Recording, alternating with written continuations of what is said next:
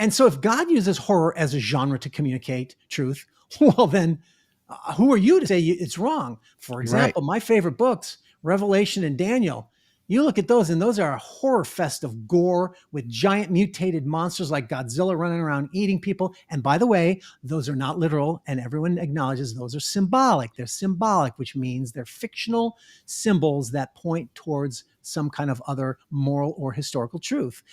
Multiple headed dragons, right? You've got vampires and you've even got like zombies. There's, there in the prophets in the Old Testament, I think it's Micah or yeah, I think it's Micah. He talks about, the Micah 3. I don't know if I'm right on that, but he talks about the elders of Israel, the leaders of Israel who are supposed to be leading God's people. And he says, but you're not, you're eating them.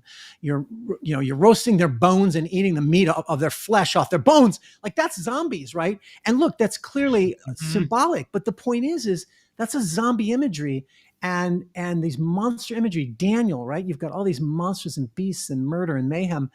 And what's the point? It's pointing you towards truth, towards justice, towards goodness or towards fighting that evil, right? Or trusting in God.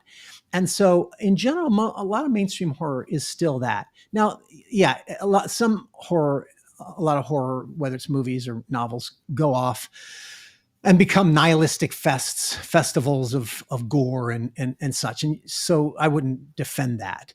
But just in principle, what I'm saying is God himself is the one, and that's what I make the argument, who uses. So it's not just like horror is acceptable, but it's actually one of the ways that God uses.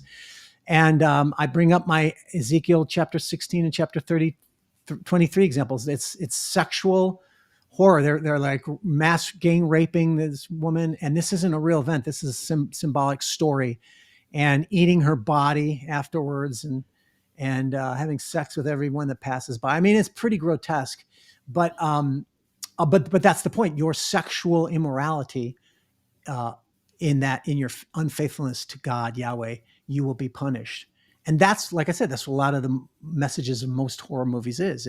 Because of your bad moral choices, you're being punished for it. Mm-hmm.